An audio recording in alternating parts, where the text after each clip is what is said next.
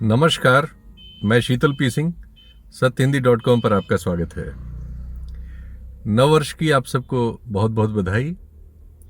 हालांकि पिछला वर्ष जितनी कठिनाइयों में गुजरा है उसकी वजह से नए साल के बारे में बहुत कोई संभावनाएं हों, ऐसा कहने की बहुत कोई तात्कालिक मेरे पास वजह नहीं है।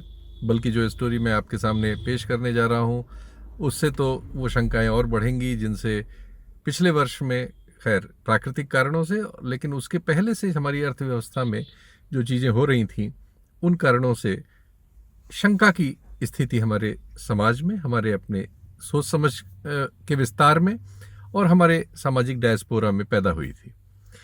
ये स्टोरी है हमारे देश की एक प्राइम संस्था फूड कॉरपोरेशन ऑफ इंडिया के बारे में, और उससे हमारे देश में एक बहुत चर्चित उद्योगपति, बिजनेस टाइकून, प्रधानमंत्री के मित्र गौतम अडानी के बारे में। पहली बार देश में ऐसा हो रहा है कि किसान आंदोलन, जो इस समय चर्चा का विषय बना हुआ है, पूरे दिसंबर भर रहा। दिसंबर से पहले से ही शुरू हो गया था और अब जनवरी में भी जारी है। हालांकि ये कहा जा रहा है कि उसमें कुछ संभावनाएं उभरी हैं, शायद आने वाले दिनों में चीज़ें बेहतर हों, उनके लिए वो जाड़ों में जो सड़क पे बैठे हैं अपने घर जा सकें।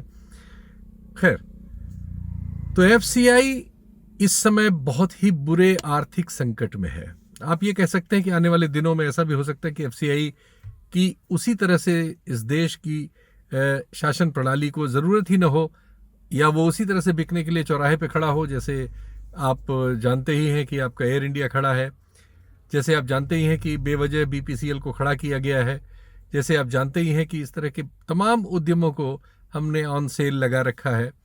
एफसीआई लगभग उसी हाल में है। करीब 3.5 लाख करोड़ का कर्जा अब इस समय उसके ऊपर है। ये आश्चर्यजनक रूप से बढ़ा है और इसके लिए निश्चित तौर पर जो मौजूदा सरकार है उसके फैसले जिम्मेदार हैं। अब वो गलत हैं या सही हैं, ये विशेषज्ञों का काम है। हमारा काम है कि हम आपके सामने वो सत्य रखने की कोशिश करें जो हमारे जानकारी में आया है। ये कथा शुरू होती है एक कंपनी के अस्तित्व से जिसका नाम है अडानी एग्री लॉजिस्टिक्स लिमिटेड, यानी आल, AALL। आल नाम की संस्था को जिस एफसीआई ने, जिसके बारे में मैं आपको बता चुका हूं कि करीब वो 3.5 लाख करोड़ के कर्जे में है और अपने इतिहास के सबसे ज्यादा बड़े कर्जे के दौर में वो डूबी हुई है, उसकी ओर से मेसर्स अडानी को उनकी अपनी वेबसाइट पर ही, जो उनकी इस कंपनी की वेबसाइट है, चूँकि इन्होंने ये कंपनियां सब शेयर मार्केट में रजिस्टर्ड हैं और बाजार से पैसा उठाने के लिए इनको सालाना अपने डिटेल्स और कई मामलों में तिमाही अपने डिटेल्स इन संस्थाओं को देने पड़ते हैं, जैसे सेबी है और अन्य संस्थाएं।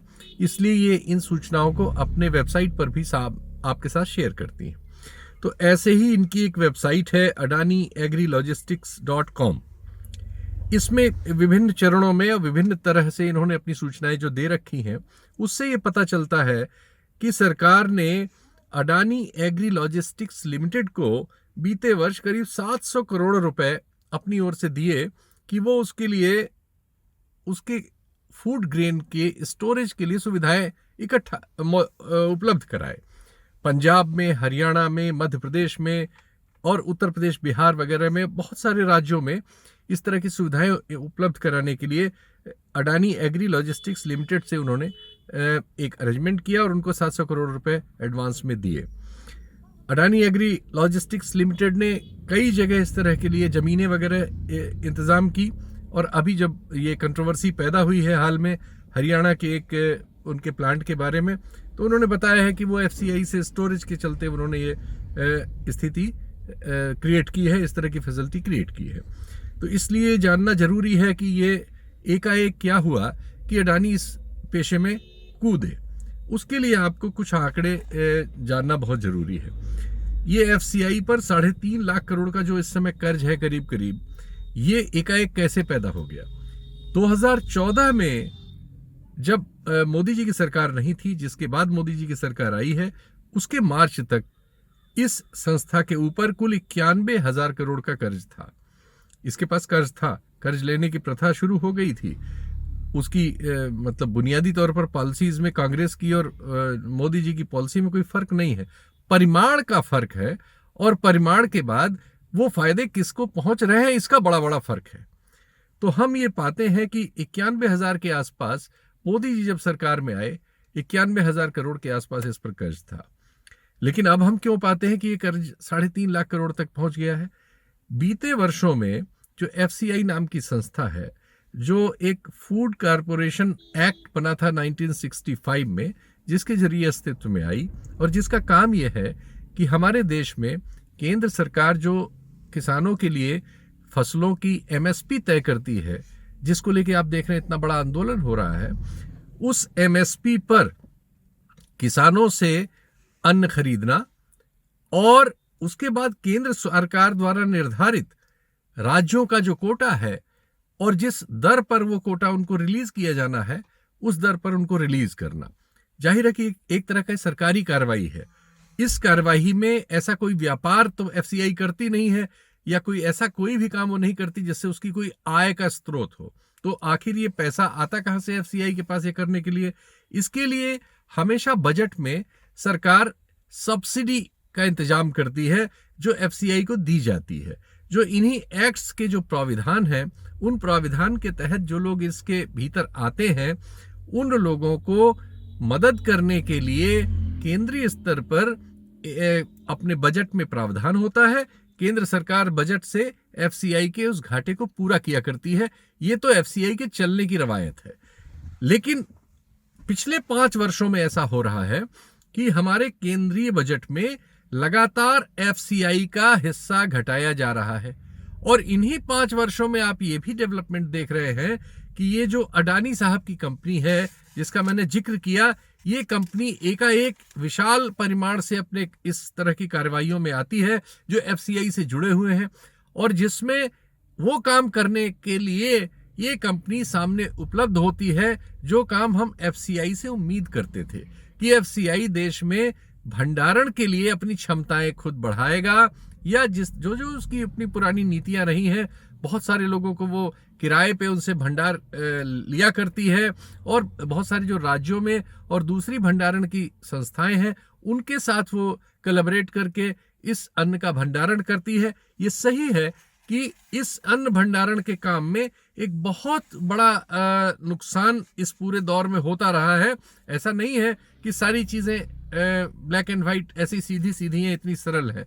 ये सही है कि हमारे यहाँ जो अन्न हम खरीदते हैं एमएसपी पर, उसका बहुत सा हिस्सा, बहुत बड़े परिमाण का हिस्सा, जो कि अंतर्राष्ट्रीय संस्थाओं ने भी रिपोर्ट किया है, वो नष्ट हो जाया करता है, क्योंकि हम उसको ठीक से रख नहीं पाते।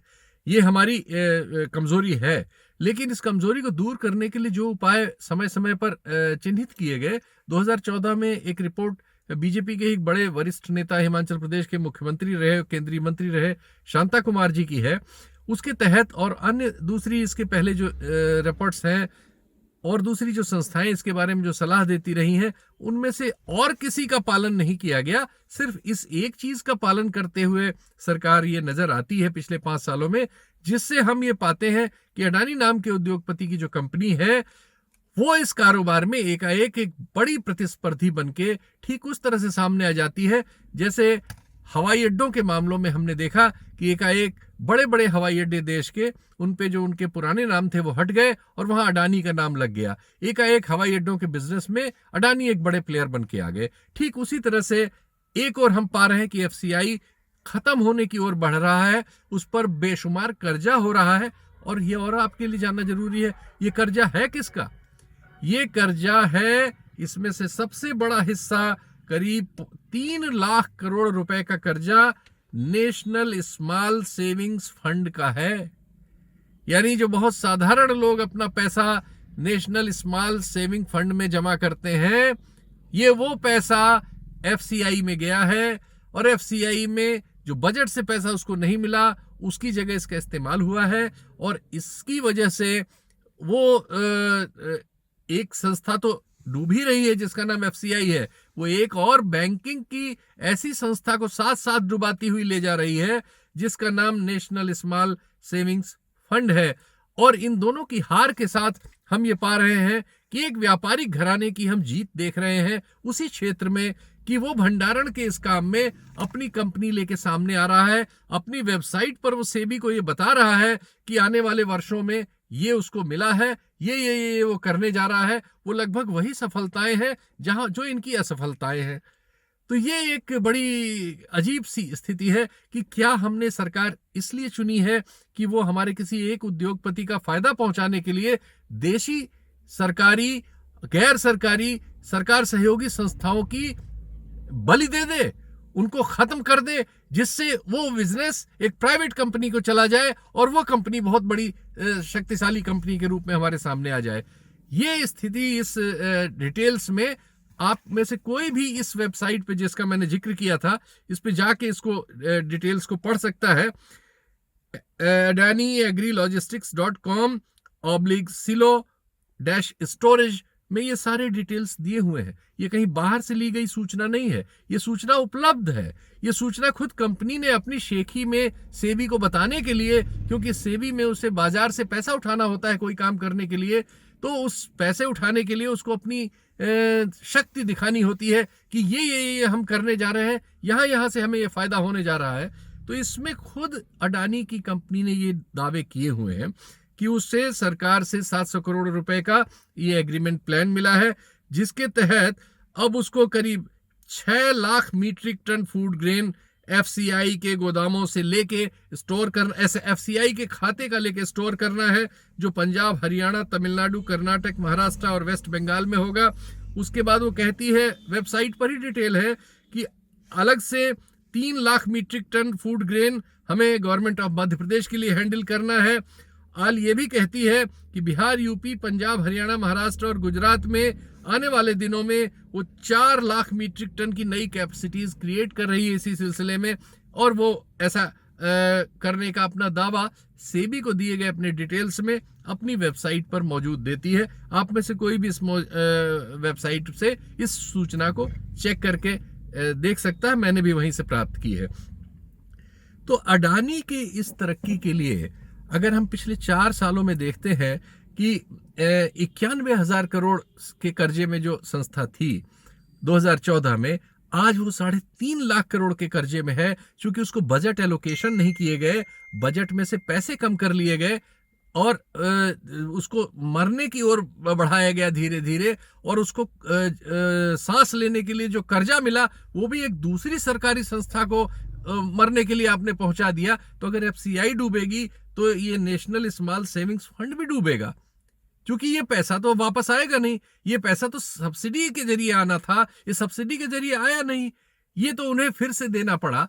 तो इस स्थिति में जो सीन बन रहा है वो ये है कि एफसीआई और एनएसएसएफ की मृत्यु होगी और अडानी इस बिजनेस के सबसे बड़े टाइकून बन के उभरेंगे। ये एक सूचना है, ऐसी सूचनाएं हम आपको देते रहते हैं, फिर हाजिर होंगे। आप भी अपनी चर्चा करके बताइएगा कि इस सूचना में आपको हमारे तर्कों के तहत क्या मिला, आपके अपने तर्क इस बारे में क्या है। नमस्कार। सत्य हिंदी का ऐप डाउनलोड करें गूगल प्ले स्टोर पर।